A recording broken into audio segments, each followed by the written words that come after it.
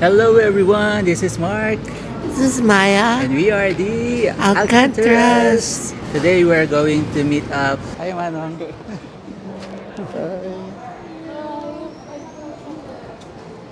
Hi Manang. Hello. Welcome po to Toronto. Sa Pilipinas po. Sa Pilipinas po ba yan? Boracay po. Buti na lang. Kasi kakainin ko pati balat. You can too. Yes. Philippines po. Philippines po ka? Opo.